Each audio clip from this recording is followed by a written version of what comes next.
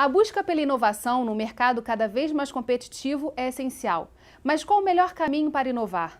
Algumas empresas vêm adotando estratégias que promovem inovação de produtos, serviços e tecnologias através de parcerias com as universidades e outras instituições. É o que chamamos de inovação aberta. No Rio em Foco, que começa agora, vamos descobrir os principais conceitos desse modelo e entender de que maneira isso vem acontecendo no Brasil e no estado do Rio. Vem com a gente!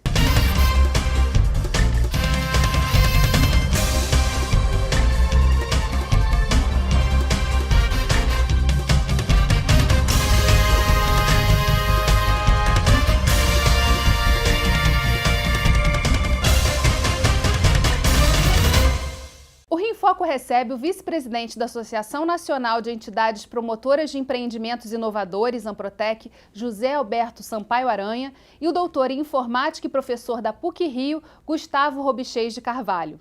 Para entendermos como esse modelo de inovação aberta acontece na prática, a nossa equipe conversou com dois especialistas no assunto. Na matéria que vamos ver agora, eles explicam qual a importância da interação entre as diferentes organizações e o que precisa ser feito para que esse setor se desenvolva no estado do Rio. Vamos ver.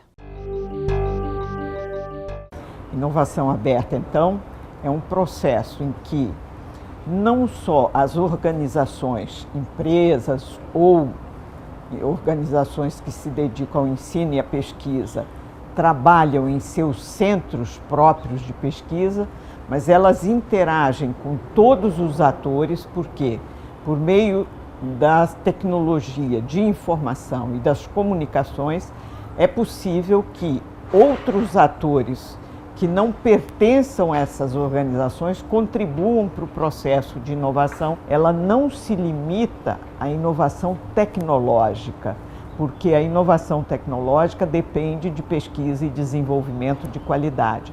Mas outro tipo de inovação social e outras inovações, elas podem e devem ser implementadas a partir de uma análise da realidade e das perspectivas de desenvolvimento sustentável do estado e da região. Nesse ambiente, que a gente vive aqui no estado do Rio de Janeiro, que é muito rico em instituições de pesquisa, ensino, universidades, a gente busca fazer com que o empresário reconheça nessas entidades parceiros e busque, junto aos professores, pesquisadores, aquele tipo de ativo de conhecimento que falta às empresas. Hoje a empresa ela tem que inovar, hoje a empresa, para ser competitiva, ela tem que estar sempre buscando novos produtos para colocar no mercado, ela desenvolver processos mais inteligentes, quer dizer, inovar na sua linha de produção. E o empresário, embora ele tenha que ser inovador, ele não necessita ter necessariamente a atividade interna de P&D, a atividade interna de pesquisa e desenvolvimento. E nesse sentido, a Firjan ela apoia sim e busca e ajuda e apoia o empresário em buscar esses profissionais, engenheiros, técnicos, pesquisadores junto às universidades e também aos institutos de tecnologia do Senai. Eu acho que o Rio de Janeiro tem que, primeiro, definir quais são as suas vocações, estabelecer prioridades, verificar toda a capacidade de pesquisa e desenvolvimento que existe aqui e que pode ser aplicado nessas áreas que podem ser as prioritárias de investimento, para que o Rio tenha um leque de opções de inovação em várias áreas e não restrita a uma área ou outra. O que a gente está falando, na verdade, é de um caminho em que a inovação não está só na universidade, mas ela está na relação da sociedade com processos, serviços, produtos. E todo mundo pode participar disso. É esse, para quem está entrando agora querendo conhecer o que é inovação aberta? Eu acho que o que a gente precisava discutir é o seguinte: o porquê da inovação aberta. Por que ela apareceu no mundo? Quer dizer, por que não se continuou fazendo a inovação dentro dos próprios laboratórios, das empresas, etc. Porque a velocidade em si, gerar conhecimento e transformar isso em produtos ou serviços tem diminuído.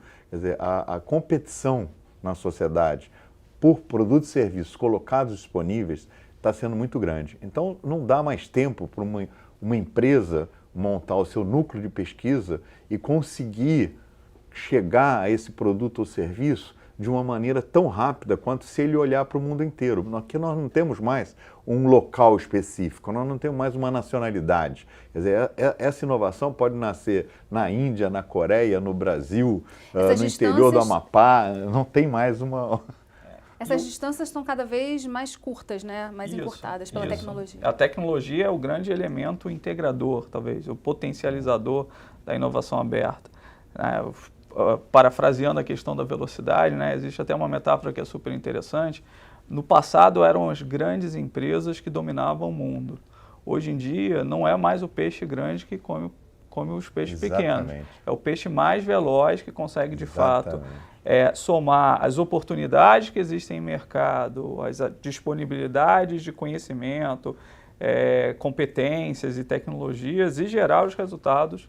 E daí está a grande motivação para se discutir e ampliar até um modelo de inovação aberta, onde ela não ocorre nas portas ou no ambiente do laboratório, não ocorre nas bancadas das empresas, não ocorre na sociedade. Eu acho que a inovação social é um grande tema dentro dessa discussão também. Ela ocorre num modelo integrado, onde a rede de competências ou a rede de valor se forma. Agora, como é que a gente cria esse ambiente para que a inovação aberta ocorra? Não está óbvio que é fácil que isso aconteça, né? Isso não é fácil e o pior, nós não podemos copiar modelos, quer dizer, não se olha para um Vale do Silício e diz assim, agora nós vamos fazer uma Vale do Silício aqui, porque as condições são diferentes. Então você tem que desenvolver um ambiente propício dentro das suas possibilidades, dentro do seu território. Acho que esse é um grande dificultador, não existe uma regra ainda. E aí você colocou território, a gente está falando de uma região, de uma cidade? Pode ser uma cidade, pode ser um território, pode ser um bairro, pode ser algum espaço, né, onde realmente você consiga ter esses atores todos trabalhando junto, que normalmente seriam governo, universidade, empresa e a própria sociedade, né, que cada vez mais está colaborando com o que a gente chama de user innovation, quer dizer, a inovação que vem do usuário junto com isso tudo, e aí poder fazer com que isso tenha liga. E complementando, eu acho que a questão do território pode ser também uma área de conhecimento. Então, por exemplo, se a gente pega exemplos como os progressos que virão da questão da aplicação da tecnologia na justiça, por exemplo, são enormes. É uma área que tem uma carência, uma necessidade da sociedade. E os atores não é só o Poder Judiciário, não é só o Legislativo, é principalmente talvez a sociedade e como a sociedade entende que a tecnologia pode, ou inovações, processos, novas leis, elas podem ser desenvolvidas para que a gente de fato tenha resultados mais efetivos e em menos tempo. Quer dizer, existe talvez a nossa sociedade é uma sociedade com muita ansiedade por coisas novas, muitos problemas que precisam ser resolvidos, e esse modelo em que você, na realidade, compartilha os desafios com vários atores, governo, empresas, universidades e pessoas, talvez seja a solução para que a gente experimente com mais frequência, erre, né? O erro faz parte do processo, talvez a questão... Compartilhe também experiências externas, né? Quer dizer, conhecer o que deu certo, conhecer modelos que deram certo, modelos que deram errados, até para que esses erros não se repitam, seja o caminho para que a gente consiga desenvolver o nosso Estado, desenvolver o nosso país. Agora, para um governo não é tão óbvio compartilhar problemas ou compartilhar deficiências seja uma forma dele resolver o que não está acontecendo. Então, assim, como que a gente pode quebrar esse paradigma e colocar alguma coisa nova? O conceito da informação. Minha percepção talvez seja que o governo tenha uma velocidade menor do que talvez empresas e as próprias pessoas no compartilhar informações, até pela comunhão de interesses que é natural que exista dentro de um governo, dentro de uma sociedade. Mas eu entendo também que a sociedade cada vez mais tem um volume de informações complementares, talvez não de fontes primárias, e vai gerar uma demanda por um posicionamento até mais ágil do governo. Né? Eu acho que, na realidade, o Gustavo falou duas coisas muito importantes. Quer dizer, primeiro que o processo é em cadeia, não é mais um processo de coisas separadas. Segundo, ele falou em problema, a palavra problema, que é, na realidade, o grande instigador da solução em forma de novos produtos e serviços, em forma de inovação. Isso vai acontecer quando se compartilham as informações de problemas, né? para isso é necessário que os atores todos tenham um objetivo comum. Então, o capital social existente desse grupo de atores, né?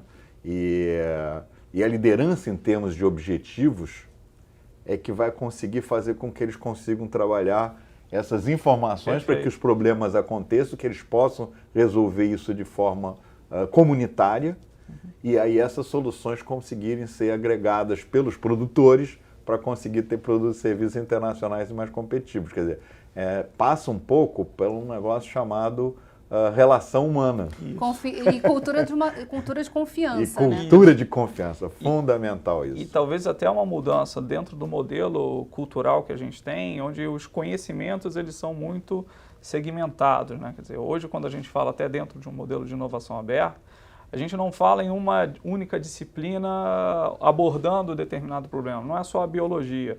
É biologia somada ao direito, somada à tecnologia, somada à comunicação, que eu acho que é um elemento extremamente importante, muitas vezes desconhecido. O nosso país ele tem uma riqueza cultural enorme, mas muitas vezes ele peca no comunicar no momento correto, da forma correta. E aí talvez isso limite o acesso à informação.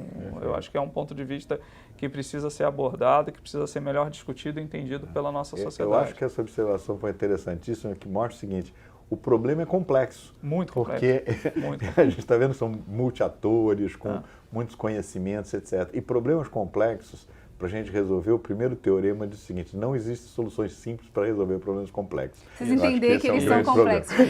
A gente está falando aqui da inovação aberta e como ela pode acontecer nos governos. E no próximo bloco a gente vai falar sobre como ela está acontecendo nas empresas. Não saia daí. Rio em Foco aqui, política e economia caminham juntas.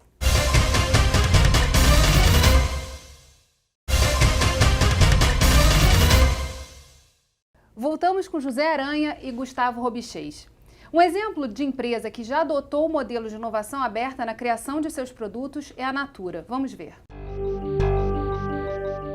Nós fazemos inovação aberta, colaborativa e em rede por acreditar que, através de projetos em parceria, nós conseguimos ter resultados mais relevantes, maior diferenciação e também maior agilidade. Hoje nós temos mais de 300 parceiros que já estabeleceram alguma relação formal conosco para fazer inovação e mais de 50% dos nossos projetos hoje são feitos em inovação aberta. Para citar 2 cases de parceria que a Natura desenvolveu com parceiros do ecossistema, eu posso citar um deles, que é o cuúba, que é uma planta da região amazônica, que nós desenvolvemos um projeto de conservação da espécie com a Universidade Federal de São Carlos, e o projeto original também teve apoio, fomento, né, da FINEP. O segundo case é um case que foi desenvolvido com a Universidade Federal do Rio de Janeiro, com o professor Radovan, que desenvolveu e validou métodos alternativos aos testes em animais para testar a segurança e eficácia de princípios ativos para as nossas linhas. Se o ecossistema de inovação evolui, nós evoluímos juntos e isso é bom para todo mundo. As políticas públicas são importantes para o ecossistema de inovação porque elas promovem a interação entre os diferentes atores. Então, empresas, universidades e os órgãos de fomento, por exemplo, começam a interagir de uma forma muito mais integrada. A gente tem como exemplo o Centro de Bem-Estar, que nós inauguramos esse ano, em 2016, que justamente junta esses atores, né? Junta a Natura como empresa, junta universidades como a Universidade de São Paulo, a Universidade Mackenzie e a Federal de São Paulo, junto com a FAPESP, para criar esse centro de bem-estar, que vai contribuir não só para a própria Natura, mas para a sociedade, porque ele pressupõe que os resultados vão ser públicos e utilizados para a sociedade. Essa proximidade com os problemas, das empresas com as pessoas é fundamental para que os produtos possam responder a essas demandas que são cada vez maiores e mais intensas, que vêm dessa ansiedade. Agora, a Natura é um bom exemplo, talvez numa situação mais madura de inovação aberta. Que outros exemplos a gente tem assim, no Brasil e fora do Brasil? Eu vou colocar mais um ator aí que está do peixe pequenininho, que o Gustavo falou, que são as startups, as empresas que estão iniciando e que fazem essa ponte entre a universidade e a empresa propriamente dito, a empresa maior. Né? Ela citou a relação da Natura com a universidade, mas ela tem hoje programas de corporate venture, que são programas das empresas procurando startups que têm essa relação com as universidades e que são um meio muito rápido de chegar à inovação. Então, nesses exemplos, a gente pode ver mais a Samsung, a EDP, existem muitas empresas, a 3M, uma das empresas que mais me impressionou em termos de conceito foi a Bosch. Agora, o que a gente está falando? Empresas de São Paulo. Quer dizer, no momento em que a inovação passou a ser mais aberta e mais corporativa, mais empresarial, São Paulo andou muito rápido nessa competitividade com relação ao Rio. Enquanto se fazia isso numa relação com as universidades, o Rio era muito forte. As incubadoras, aceleradoras, parques tecnológicos do Rio de Janeiro. No momento em que a empresa começou a pegar esse leme, São Paulo deu uma arrancada muito grande. Então, eu acho que a gente tem muita coisa a fazer no Rio de Janeiro. Com certeza. Eu acho que tem um espaço enorme e eu entendo até que a velocidade com que as oportunidades podem se desenvolver é muito menor do que era num passado recente, muito até pela facilidade. Hoje a gente está no mundo digital, né? Quer dizer, os casos de sucesso são plenamente conhecidos para que sejam estudados, para que sejam experimentados. Eu acho que no Rio de Janeiro a gente tem uma presença estatal muito forte, né? Quer dizer, empresas tradicionais como Petrobras, o próprio setor elétrico, sempre tiveram programas próprios de investimento e relacionamento com a universidade. São volumes extremamente significativos, né? Milhões e milhões de reais que são investidos em programas institucionais. Mas é um lado que é uma empresa que também tem uma questão corporativa e uma alma estatal, o que traz uma velocidade menor para que ela entenda esse novo movimento e para que ela entenda que essa experimentação ela tem que ocorrer muitas vezes sobre a observação das empresas, mas na tentativa de formar novas empresas que vão ter a velocidade necessária para fazer com que aquele produto ele seja desenvolvido, que ele esteja no momento certo no mercado e para que ele de fato tenha sucesso. Porque hoje em dia as inovações, né, quer dizer, o que é novo hoje, daqui a 6 meses já não é mais. O que é uma oportunidade muitas vezes hoje, não é daqui a pouco. E as soluções, elas às vezes surgem, aparecem em vários locais, soluções muito semelhantes. Então há também uma própria competição para ver qual é que vai sobreviver. A competição é saudável, né? Quer dizer, eu acredito bastante na questão da competição. Acho que talvez até uma das preocupações, uma das discussões do papel do Estado é tentar fomentar essa experimentação, né, através de leis, políticas de incentivo ou regulatório, que são 2 pontos de vista complementares necessários, fazer com que floresça esse modelo e fazer com que associações como a Firjan, a própria Associação Comercial aqui do Rio, os arranjos produtivos que existem no Estado, que são elementos extremamente importantes para que haja o compartilhamento do desafio, né? Quer dizer, se você pega, por exemplo, o APL do Sul Fluminense, do Polo Metal Mecânico, é uma grande oportunidade para que eles, em conjunto, né, eles compartilhem esses desafios, eles montem uma rede existe uma cadeia de fornecimento clássica que, se uma das pontas avançar demais sem levar as demais empresas, vai haver algum tipo de desestruturação ou você vai buscar parceiros fora desse modelo. Mas vocês falaram de um negócio interessante que é a diferença de perfil, São Paulo e Rio, que é mais próximo, assim, né, em termos de limite territorial. Talvez seja uma questão de perfil também, um desenvolvimento muito mais ligado à inovação social, por exemplo, à resolução de problemas clássicos dessa desigualdade que a gente tem na cidade. E aí eu acho que a gente fala também desse território poder colaborar para que essa inovação aconteça. O que tem acontecido no mundo é usar a cidade ou o território como um grande laboratório de experimentação para desenvolvimento de produtos e serviços. Então, se nós temos problemas numa determinada área, educacionais ou sociais, ou problemas, sei lá, de mobilidade, etc., isso é uma grande oportunidade para a gente conseguir, resolvendo esses problemas, encontrar novos produtos e serviços mundiais. Né? Eu acredito muito que o diagnóstico do Gustavo foi muito bom com relação à diferença entre Rio e São Paulo, mas nós temos que desenvolver de qualquer forma, em qualquer lugar, essa é a associação que eu represento, as entidades promotoras dos empreendimentos inovadores. Nós temos muitas entidades promovendo empreendimentos. Nós temos que estimular isso ao máximo, de todas as formas possíveis e todos os mecanismos, porque aí nós vamos conseguir, então, chegar nas pontas e resolver esses problemas. Tem que ter volume, tem que ter massa, tem que partir da base, tem que ter bastante gente experimentando, né? E complementando também, se na década de 90 havia uma série de dificuldades para ter acesso à informação, para ter acesso à tecnologia, para ter acesso a recursos, hoje em dia talvez esses elementos estejam à disposição, e eu quero complementar eu acho que os dados, toda a parte, o potencial de processamento de informação. O Rio de Janeiro é muito analítico. O Rio de Janeiro tem muitas competências sobre pensamento, sobre oportunidade, e também é bastante completo sobre o ponto de vista de tentar, eu acho que um dos desafios do Rio de Janeiro, especificamente do Estado, é interiorizar parte dessas experimentações que ocorrem aqui. Na capital. E é aí que a gente vai ter a escala que São Paulo tem, porque a indústria paulista é uma indústria de interior. A capital são grandes centros de integração, grandes hubs de determinados conhecimentos, e a força da indústria paulista está no interior. A gente vai fazer um rápido intervalo e no próximo bloco vamos falar qual deve ser a atuação do governo para o desenvolvimento desse setor. Rio em Foco aqui, política e economia caminham juntas.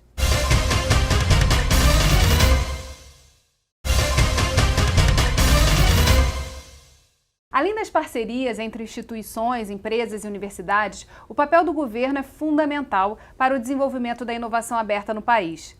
Como o legislativo pode colaborar nesse processo? A gente sabe que muitas leis são estaduais, mas também tem muita coisa que tem que ser resolvida em nível federal para começar a acontecer nas cidades e no próprio estado, né? E municipais também, né? Porque, na realidade, o dono do território é o município. O governo pode ajudar a essa interiorização, a essa política mais global.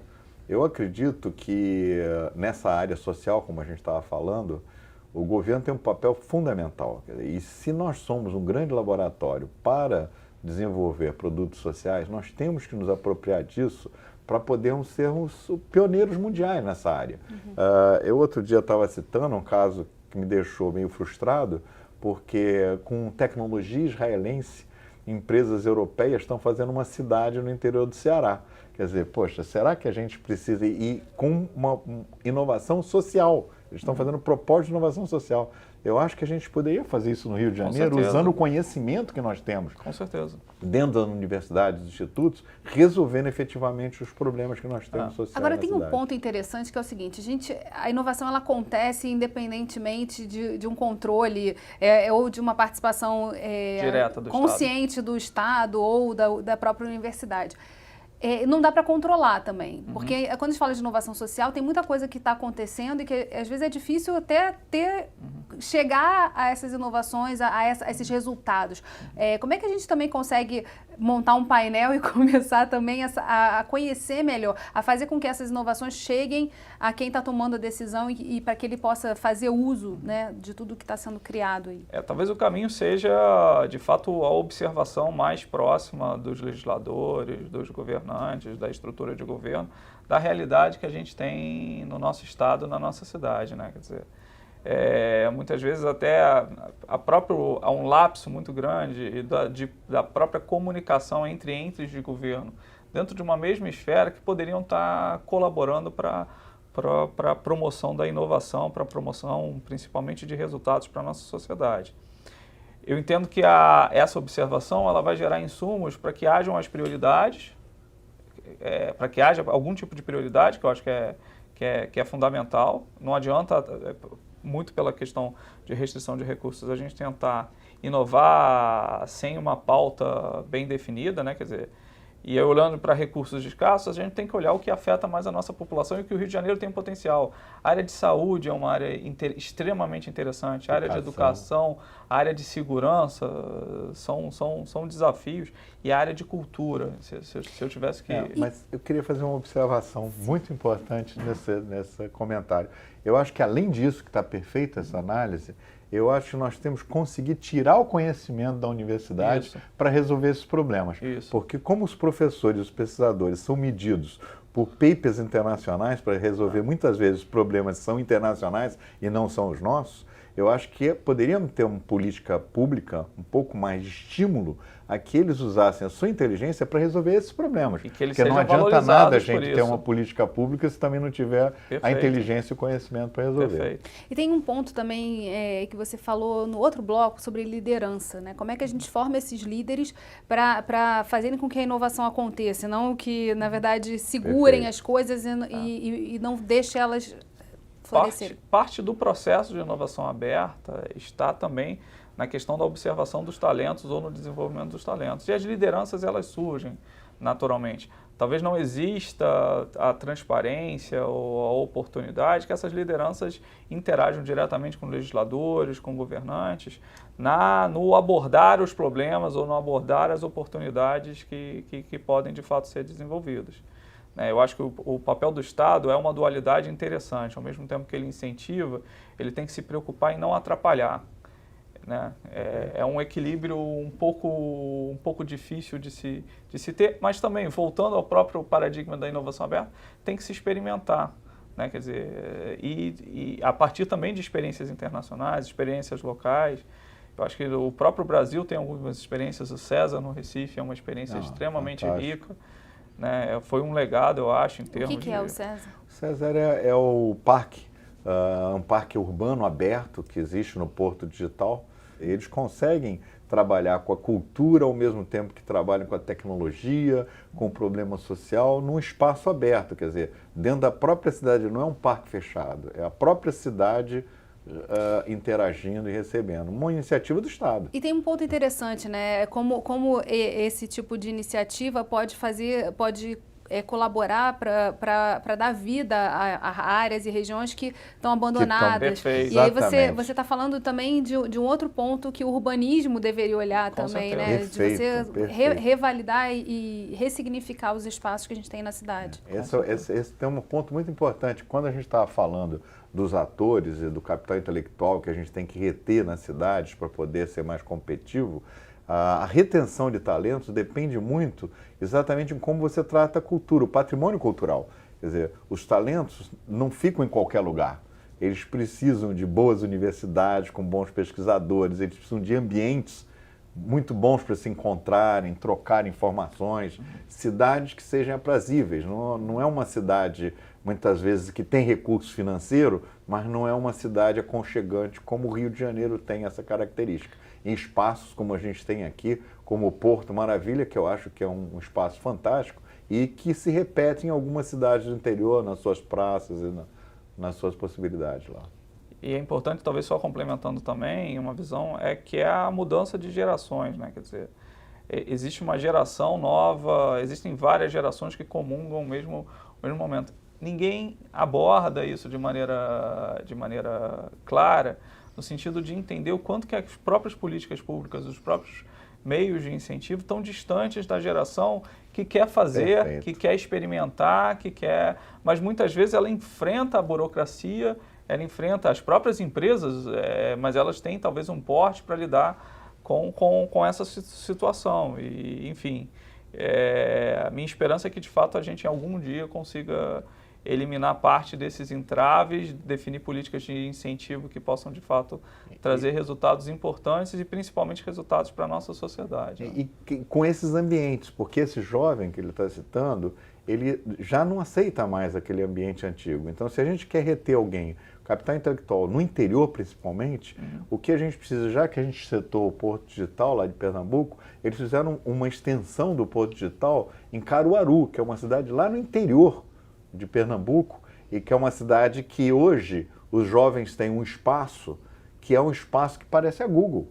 Então, o jovem que está fazendo um curso técnico como universidade encontram ali um ambiente fantástico de convivência com laboratórios de Fab Labs e são space makers onde eles podem ficar exatamente fazendo experiências, criando suas próprias coisas, sem precisar sair de Caruaru para ir para Recife, que é o que acontece nas outras cidades. O Rio tem que fazer isso. Criar arenas, né? Isso, e arenas de inovação, de inovação aberta, onde você possa eventualmente trazer os polos e indústrias locais que vão fomentar não só o desenvolvimento próprio, mas uma cadeia local de fornecimento. Isso é fundamental. Perfeito. Gente, o papo está maravilhoso, mas infelizmente o programa é curto, está acabando já. Obrigada, Aranha, obrigada, Gustavo, e obrigada a você, telespectador, que acompanha a nossa programação.